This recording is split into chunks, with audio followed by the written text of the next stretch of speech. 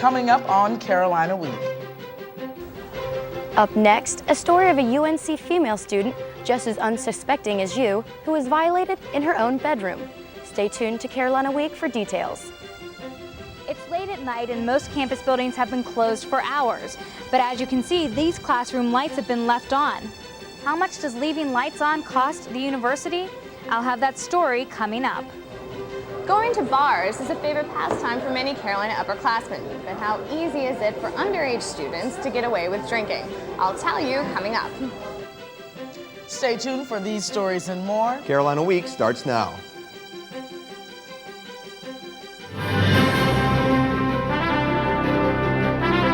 From the School of Journalism and Mass Communication at the University of North Carolina at Chapel Hill, this is Carolina Week.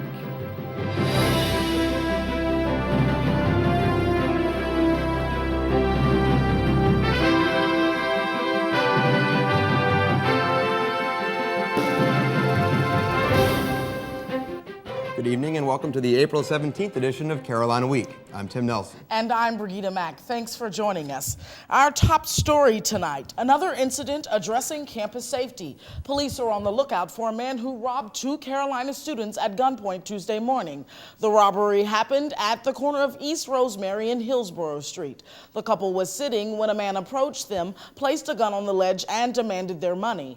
At first, the gunman left the students alone when they claimed not to have any cash, but came back after hearing a purse fall to the ground. The robber ended up taking all the money they had. Chapel Hill police want everyone to take extra precautions while they continue their search.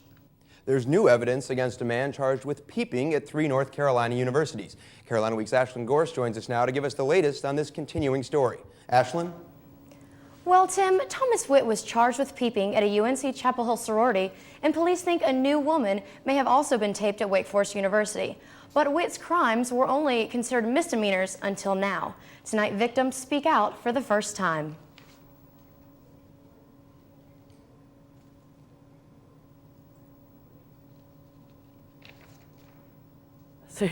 Erin Wade is one of the women taped by John Thomas Witt Jr. in her sorority house at Carolina. Now police are finding additional women on tapes taken from Witt's home last May. Witt was charged with 87 misdemeanor counts of peeping and 4 counts of eavesdropping, which are considered felonies. Witt also had 2 prior arrests for peeping at a UNC-Chapel Hill sorority. But the 87 misdemeanors only gave Witt 5 years probation. We asked Chapel Hill police investigator John Moore to explain the charges. The crime is secretly peeping into a room occupied by a female person. Now, secretly peeping means that they have to do it from a secret location behind the bush, under a window. But peeping is easier than one may think. People can actually videotape into a room using the little hole here that the blind string goes through. And through that, I've seen where you can capture anatomy. I mean, you can tell what's inside that room.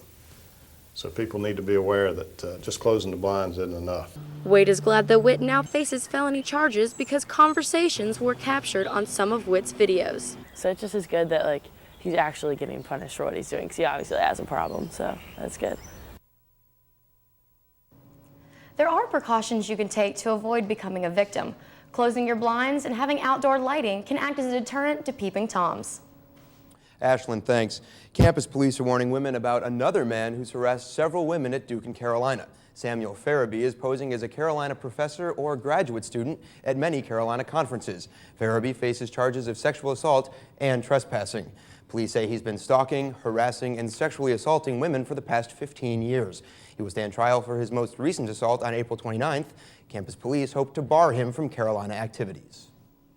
The state of North Carolina is facing $1 billion revenue shortfall that's forcing UNC-Chapel Hill to make major cutbacks. The university is exploring everything from cutting faculty and staff positions to lowering classroom temperatures. Carolina Week's Michelle Muscatello investigates one cost-saving measure that's energy efficient. Sunday night on the UNC-Chapel Hill campus,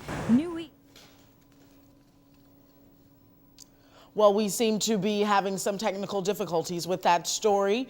We'll be moving on to Another story where a new class is helping students learn how to lobby. The course, called Lobbying for Higher Education, will instruct interested students about how to effectively influence the North Carolina General Assembly. About 30 students set in on the class for the first meeting on Tuesday. Student body president Jen Dahm helped organize the class, and she says now is the perfect time for it. First $1 billion or more shortfall this year and potentially $2.5 billion next year. We need to make sure. And some students will be lobbying Chancellor James Measer next year as part of the Student Advisory Committee to the Chancellor. More than 100 students applied for just 10 spots. That's more than double the number of applicants from last year. Some say the student voice has been marginalized this year, including freshman Matt Compton, one of the students that was selected for the committee. There are still 2 spots open for graduate students on that Student Advisory Committee to Chancellor Measer. You can log on to carolinaweek.org, our website, for details about that related story. Well, it looks like a proposal requiring students and faculty to pay for night parking is on the way out. University administrators are putting together a panel to develop alternatives to cover the budget shortfall. For months, the Transportation and Parking Advisory Committee has met strong resistance to their night parking proposal. Students and faculty were concerned charging for night parking would jeopardize safety. But the parking and transit programs are $2 million in debt, and officials say they need to find ways to cover costs. The new panel will consist of faculty, staff, and students and will explore new ways to raise the needed funds. Well, you'll be able to watch next year's Carolina football games on TV right from the stands in Kenan Stadium. Administrators in UNC's athletics department confirmed they will likely purchase a jumbotron or a large video board by the end of the week. The news comes despite earlier concerns about who would be picking up the $2 million tab for the video board. Learfield Communications, the company that owns the Tar Heel radio network, will pay for the board as part of its renewed contract with the university. They are actually helping us purchase it through those type dollars, and we are excited about that, and we're really fortunate to have that ability to keep it away from taking taxpayers' money, taking students' money, or anything like that. The jumbotron will likely be located on top of the field house in Kenan Stadium. And now, Carolina Week weather forecaster Kelly Mahoney joins us to give us a quick look at the weather. Kelly? Well, this week's record-breaking highs have it feeling more like August than April, but how much longer can 90-degree temperatures last? Stay tuned for that and your Carolina Week 4-day forecast coming up later in the show. Tim and Brigida? Thanks, Kelly. Also find out what local police officers say is their secret weapon against underage drinking here at Carolina. Carolina Week returns right after the break.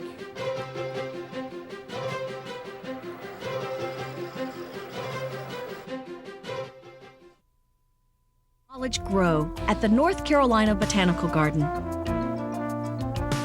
through public service, research, conservation, and education. The garden brings North Carolina's rich natural heritage to you. It's a beautiful way to learn. North Carolina is where the wonders never cease. It's where visitors and residents alike can be touched by these things and always remember the embrace of clouds around a mountain peak, sparkling water forever in a hurry, a bridge less traveled, an enchanted wetland forest, and the place where the sun meets. The majority of undergraduate students are too young to legally drink alcohol. In the second part of our series about drinking on campus, Carolina Week's Regina Willis takes a look at underage drinking and what's being done to stop it. College students have the stereotype of, you know, when you come to college, it's your time to party, you're young, you want to party and get drunk. But most campus newcomers are 17 or 18 years old, a few years short of being legally allowed to drink. Alcohol is very available to anybody that wants it. I mean, I had a fake ID. Go to a frat, know some of the brothers that got a beer in the fridge. People that are over 21 can get people that are under 21 alcohol at any point they need it. I purchase alcohol for many people that are underage, so I'd say it's pretty easy. It's something that we have to pay attention to a lot more these days than we used to. It's a growing problem. Chapel Hill police officers patrol local bars, restaurants, and convenience stores where alcohol is sold, often performing undercover operations. But campus police officers often have to leave enforcement of underage drinking up to residence hall directors. Unless it's a call or unless we see it on patrol, there's really not a lot that we can do. I mean, it's hard to detect what goes on behind closed doors. Police have given citations to about 90 Carolina students this academic year. But if it's a student's first offense, he or she has a good chance of getting it completely erased from his or her record by coming here to student health for an alcohol assessment and 4-hour education class. They receive a fine from the courts, and they often receive community service as part of that sanction. Coming to our office is purely the sort of well-being of the students. The goal is for those students to make informed decisions about alcohol. The officers agree education is their best weapon against underage drinking. That doesn't mean they're going to stop enforcing the law. It means they hope they won't have to. In Chapel Hill, I'm Regina Willis, Carolina Week. If you'd like to take an alcohol education class, you can call Student Health Center for Healthy Student Behaviors at 966-6586. And tune in next week when we bring you the last story in our drinking series. We'll look at drunk driving at UNC-Chapel Hill. Olympic snowboarding bronze medalist and liver recipient Chris Klug is raising awareness about organ and tissue donation here at Carolina. He wants people to know how important it is to be a donor. Klug was just one of the celebrities. I had a liver transplant in July of 2000 and then was able to return to the Olympics, one of my dreams, and receive a bronze medal in 2002 in Salt Lake. So I just know it saves lives, it allows dreams to come true, and I'm living proof of that. So I can see why you guys all go to college here. It's a great event. Klug was just one of the celebrities taking part in an event called Life Talents. Organizers of the event gathered in the pit to help students formalize their decision to become organ and tissue donors. Outdoor entertainment, free food, and prizes attracted students to information booths where they could fill out donor cards. And many people think an indication on their driver's license makes them a real donor. But in fact, they must also carry a signed, witnessed organ donor card. Interesting information. Kelly, are you an organ donor, yourself? Well, I am, but I only have my license, so I just learned something new. I guess I need the card to really be one. Pays to watch the news. Yes. What's going on in weather this weekend? Well, in weather, of course, we have a lot to talk about. The big heat wave, we've got it now. Is it going to continue? I'll let you know more about that in a second. But first, let me ask you this week's weather question, and that is, what is the strongest ozone gas? Is it strongest greenhouse gas? Is it ozone, carbon dioxide, or CO2, water vapor, or methane? I'll have the answer to that weather question and your weekend forecast when Carolina Week continues.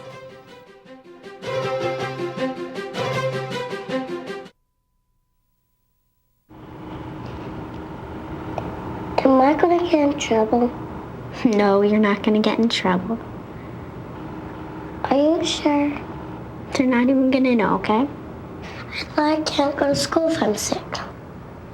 Just go to school so you can get some lunch. Then you can come home afterwards.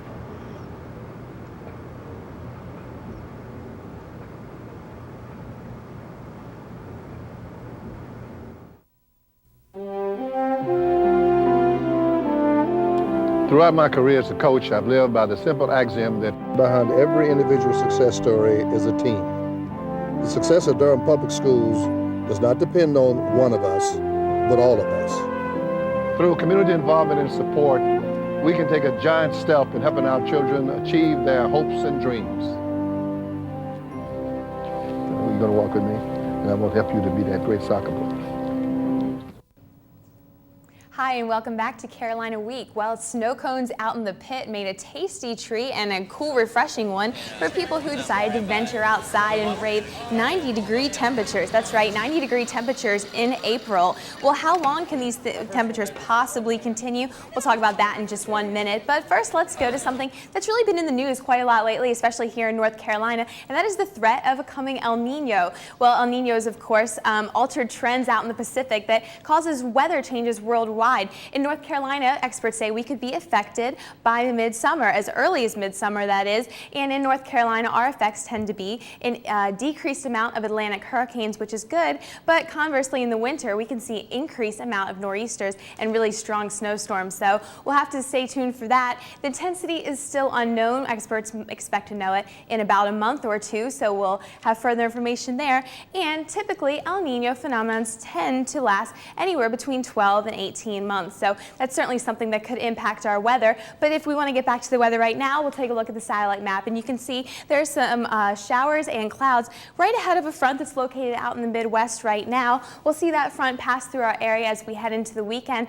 But the big news is, if we look at the surface map, is that the front will actually pass to our north and will only drag up some very scattered showers and thunder showers, which is always a possibility here in North Carolina when we get into those hot and humid days this summer anyway. So we're used to it and we expect it. But if we go into the Carolina Week 4-day forecast, we can see that come Saturday and Sunday, we're going to be right back where we are this week. In fact, we'll be pretty warm on Friday as well, with a high of 88. High of 87 on Saturday. Things look to cool off as we head into Sunday, but it's still not sure. In fact, temperatures could be approaching 90 pretty much throughout the weekend, so that'll be an interesting thing to look out for. Monday, we think that it'll start to cool down a little bit and become a little bit more seasonable and a little bit more like April, which we all might be ready for by that time. Well, if you plan on soaking up this heat down at the beach forecast is a high of 85 on Saturday, cooling down, we think, on Sunday to a high of 79.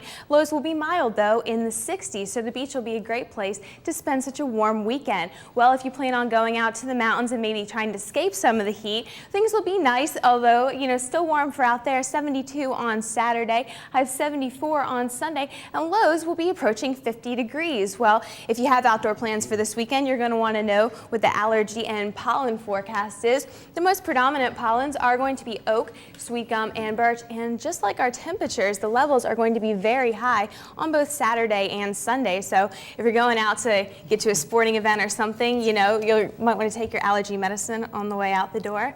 But first, we want to get back to the weather question. Anyone want to guess what the strongest greenhouse gas is?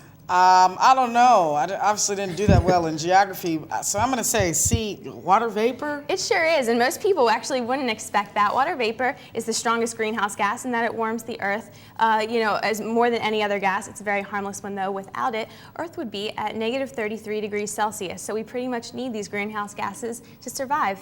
Oh, wow. You learn something new every day. Well, I try. Thanks very much. Sure. Shifting over to Ben Hayes in sports now. Well, Ben, we'll go from good weather to good news for the Carolina men's basketball team. Well, finally, we got a little bit. There'll be 2 new players coming to the basketball team instead of leaving. Thank God. We'll have more on that a little bit later. But first, as we go to break, the Carolina men's golf team enters the ACC tournament this weekend, coming off a 3rd-place finish in the Intercollegiate Championships held here at UNC.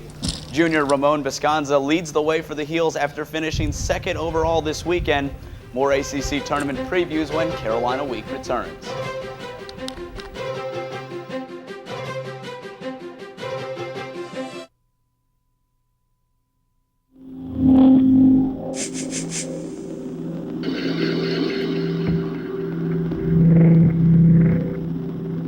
Almost half of all parents who suspect their child has a problem learning wait a year or more before getting them help. Why? When there's so much they could be achieving. Kids with learning disabilities are smart. They just learn differently. Call or visit us on the web now.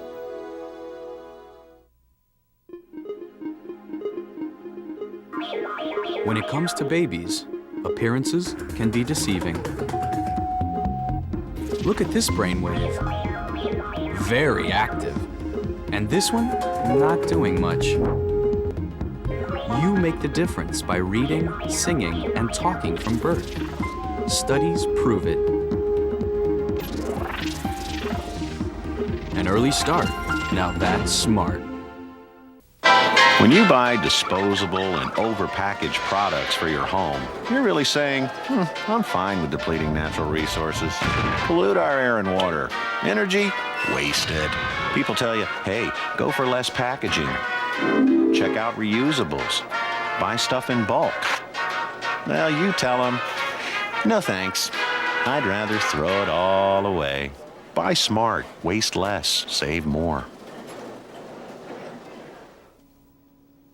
Welcome back to Carolina Week Sports. After finishing second in the conference, the men's tennis team is set to open play in the ACC tournament this Friday in Raleigh.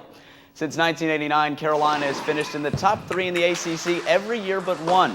This year, 25th ranked Carolina finished the season 16-5 and 7-1 in the ACC. Their only conference loss coming to number 11 Duke.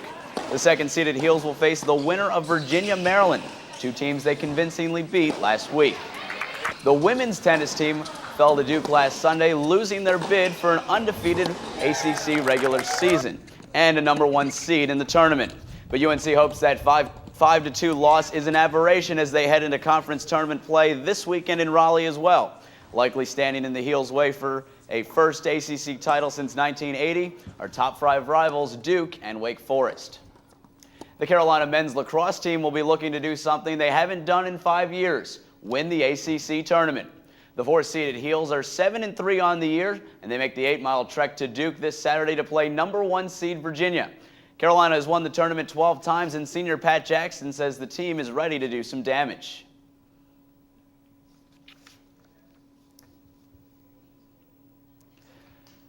Well, basketball season has been left for the pros this spring, but head coach Matt Doherty is rounding out next year's Carolina squad.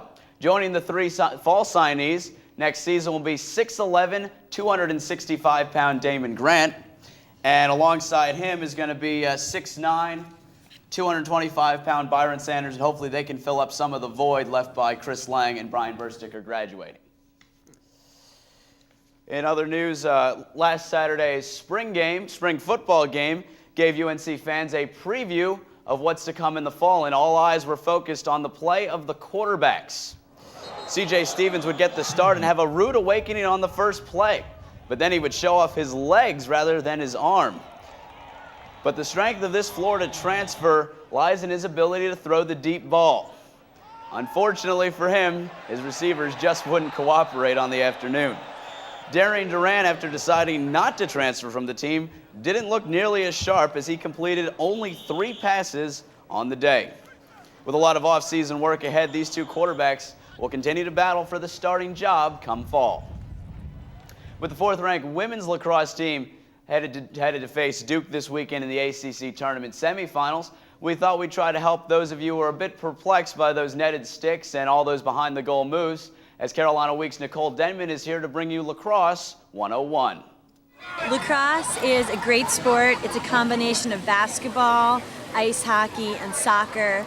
It's fast, it's for athletes, and the women's game is improving so much. While many North Carolinians are confused by the sport of lacrosse, to these girls on this field, it's all about keeping control of this little yellow ball. Lacrosse is America's oldest sport. It began as a means of combat preparation. And while the women don't wear the pads that the men do in modern lacrosse, don't think that it's not rough out there. Christine McPike has the face mask to show for it. It's a lot more difficult than they may think, a lot more aggressive for women than they may think. Beyond the toughness lacrosse requires, a player needs speed, ball control, and of course, scoring ability. But how is it for the goalies who can get so lonely when people are running behind their net attempting to score all the time? We've been working hard in practice all season, and we just wanted to come out and play hard and worry about ourselves, not the other team. For the Lady Tar Heels to continue their successful season, They need to stick together, they need to play smart, they need to play disciplined, and they need to keep focused. We have everything we need for a successful season, and if they keep worrying about themselves and what they can control, then things will work out for us. in the end, it's about the team, the effort, and hopefully, the victory lap. In Chapel Hill, I'm Nicole Denman, Carolina Week Sports. Well, a lot of teams in ACC tournaments this weekend. Lacrosse, men and women in Raleigh, in Durham, starting on Friday. Both men and women's tennis in Raleigh starting Friday as well. And in other news, Carolina wrestling coach Bill Lamb has said that next season will be his last one. He'll retire after 30 years at the helm of the Tar Heels. Been a good run. Thanks, Ben. Well, getting involved at Carolina can mean getting real experience. And one group is quite literally acting the part. We'll have that story when Carolina Week returns.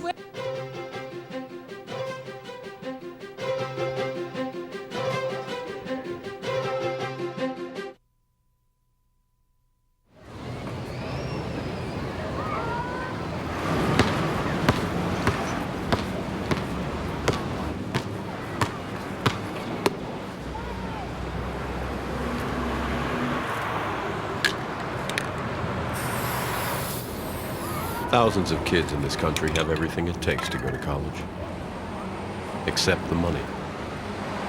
The United Negro College Fund. A mind is a terrible thing to waste. If you have a story idea, contact Carolina Week at 843-8292. You can also visit us online at carolinaweek.org. If you have questions about this program, write Carolina Week at Campus Box 3365, UNC-CH, Chapel Hill, North Carolina, 27599. Well, from backstage to onstage, Playmakers Repertory Company is giving several university students the chance to step into the spotlight with professional actors. Carolina Week's Brandon Herring explains. The technical crew at Playmakers Repertory Company makes last-minute adjustments and prepares for the night's show.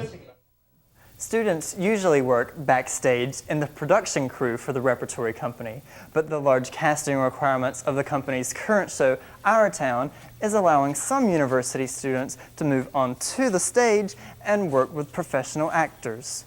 The students say they learn important lessons through the rare opportunity of acting in a professional company. Everybody knows when it's time to work and when it's time to play, and I guess that's something you gotta learn. To understand how it is to be a competent professional actor as well as, being a student at the same time. As an actor, you are part of something bigger than yourself. It's not about you. Working side by side with professionals is simply an irreplaceable experience for these students. It's been a wonderful experience and opportunity dealing with this company, which I respect very much.